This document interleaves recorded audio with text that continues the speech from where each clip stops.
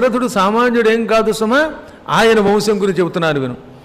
ఈ చరాచర జగత్తుకి మూల కారణం అవ్యక్త పరబ్రహ్మం. ఆ పరబ్రహ్మం నుంచి బ్రహ్మదేవుడు పుట్టుకొచ్చాడు. బ్రహ్మదేవుడు అంటే శాశ్వతుడు, నిత్యుడు, నాశనం లేనివాడు. ఆ బ్రహ్మగారి మానసపుత్రుడు మరీచి, మరీచి కొడుకు మారీచుడు అనగా కశ్యప ప్రజాపతి. ఆ కశ్యప ప్రజాపతికి అదితి వల్ల సూర్యభగవానుడు పుట్టుకొచ్చాడు. ఆ సూర్యభగవానుడికి వివస్వాన్ అని పేరు. ఆయన పెద్ద కొడుకు వైవస్వతమనువు. ఆ వైవస్వతమనువు చాలా గొప్పవాడు. ఆయనే మనువుల్లో శ్రేష్ఠుడు, ప్రజాపతి. ఆయన పెద్ద కొడుకు ఇక్ష్వాకు. ఇక్ష్వాకు యొక్క కుమారుడు కుక్షి. కుక్షి కొడుకు వికుక్షి. వికుక్షి కొడుకు బాణుడు. బాణుడి కొడుకు అనరణ్యుడు. అనరణ్యుడు కొడుకు పృథు చక్రవర్తి. పృథువు యొక్క కొడుకు త్రిశంకువు. త్రిశంకువు కొడుకు దుందుమారుడు. దుందుమారుడు కొడుకు యువనాసుడు. యువనాసుని కొడుకు మాంధాత. ఆ మాంధాత పరమ పరాక్రమవంతుడు, ఇంద్రుడితో కూడా యుద్ధం చేసినవాడు, రావణుణ్ణి జయించినవాడు, సామాన్యుడు కాదు. ఆ మాంధాత కొడుకు సుసంధి. సుసంధికి ధ్రువసంధి, ప్రసేనజిత్తు అని ఇద్దరు కొడుకులు. అందులో ధ్రువసంధి కొడుకు భరతుడు. ఆ భరతునికి మహావీరుడైన అసితుడు పుట్టాడు. ఆ అసితుడే హైహయుల్ని, తాళజంగుల్ని, శశిబిందు వంశస్థుల్ని చీల్చి చెండాడాడు. ఆ అసితుడు యుద్ధంలో చావు దెబ్బతిని హిమాలయ పర్వతం దగ్గర భృగు ప్రస్రవణం దగ్గర మరణం పొందాడు. అక్కడ చచ్చిపోతున్న సమయానికి ఆయనకి ఇద్దరు భార్యలు. ఆ ఇద్దరు భార్యల్లో పెద్ద భార్య గర్భవతి, రెండవడికి గర్భం లేదు. దాంతో ఆవిడ ఏం చేసింది, అసితుడి పెద్ద భార్యకి పిల్లాడు పుడితే రేపు పొద్దున వాడు రాజు అవుతాడేమో, నా సవతికి రాజమాత అనే బిరుదు వస్తుంది, నాకు రాదనుకుని ఈ సవతికి విషాహారం పెట్టింది. కాళింది అంటారనమాట పెద్ద ఆవిడ్ని. ఆ కాళిందికి విషంతో కూడిన అన్నం పెట్టింది. ఆ విషం దెబ్బకి ప్రసవమై పిల్లవాడికి అన్నది ఆవిడ. విషంతో పాటు పిల్లాడు పుట్టాడు కనుక వాడిని సగరుడు అన్నారు. ఆ విధంగా మహావీరుడు సగర చక్రవర్తి పుట్టుకొచ్చాడు. ఈ కాళింది ఒకప్పుడు చవన మహర్షికి సేవ చేసిందండోయ్. చవన మహర్షి అంటే శ్రీవత్సగోత్రానికి ఆద్యుల్లో చాలా గొప్పవాడు ఆయన.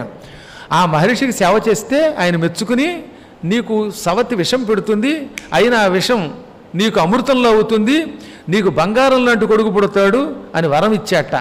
అదిగో ఆ చవనుడి వరం వల్ల సగర చక్రవర్తి విషము తిని కూడా బతికాడు. ఆయన కుమారుడు అసమంజసుడు. అసమంజసుడి కొడుకు అంశుమంతుడు. అంశుమంతుడి కొడుకు దిలీపుడు. దిలీపుడు కొడుకు భగీరథుడు. ఆ భగీరథుడే గంగానదిని భూలోకానికి తీసుకొచ్చాడు. ఆ భగీరథుడి కొడుకు కకుత్సుడు. అక్కడి నుంచి ఆయన వంశానికి కాకుత్స వంశం అని పేరు వచ్చింది. అతని కొడుకు రఘువు. అతని పేరు మీదుగా రాఘవ వంశం అని పేరు వచ్చింది. ఆ రఘు మహారాజు గారి కొడుకు ప్రవృద్ధుడు. అతనికి వశిష్ఠ శాపం వల్ల రాక్షసత్వం వచ్చింది. అప్పుడు ఏం మహర్షి, నన్ను అన్యాయంగా శపించావు, రాక్షసుడైపోమ్మని, నిన్ను శపిస్తాను అని చేతిలోకి నీళ్లు తీసుకున్నాడు.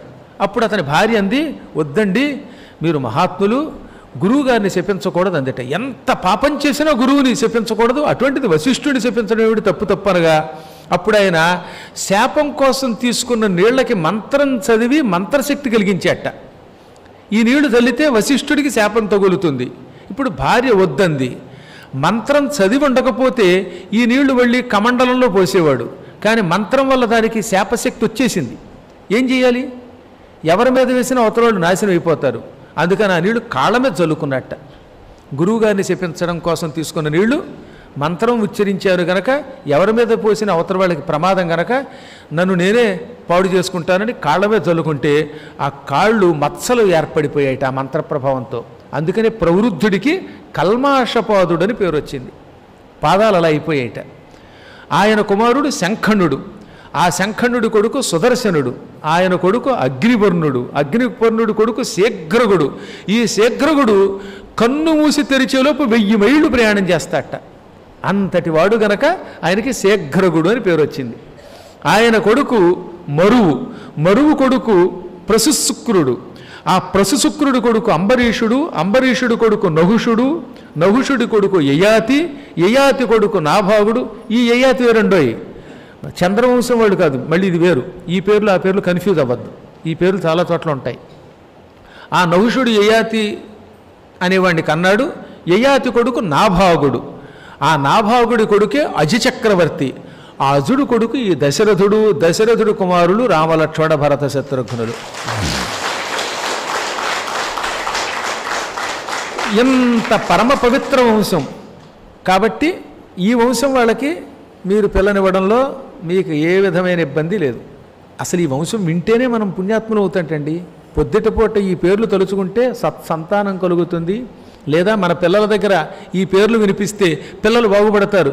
అందుకే పూర్వకాలంలో చిన్నపిల్లలు పుట్టినప్పుడు ఈ పేర్లు ఇప్పుడు నేను చెప్పిన మొత్తం కథంతా అక్కడ రికార్డు వేసేవారు. అంటే తండ్రో తల్లో చదివేవారు. ఇప్పుడు దేవుడి దేవల్ల యూట్యూబ్లు వచ్చాయి. మీ ఇళ్లలో చిన్నపిల్లలు ఉంటే ఇది వాళ్ళకి వినిపించండి. వాళ్ళకి అర్థమైనా అర్థం అవ్వకపోయినా వాళ్ళు గొప్పవాళ్ళు అవుతారు. అప్పుడు జనకుడు వశిష్ఠుడికి నమస్కరించి, ఏమండో మీకు నమస్కారం, మా వంశం కూడా తక్కువేం తినలేదు, మా వంశ సంగతి కూడా మేము చెబుతాం వినండి. మా వంశానికి మూల పురుషుడు నిమి. ఈ నిమి ఒకప్పుడు వశిష్ఠుడికి శిష్యుడండోయ్.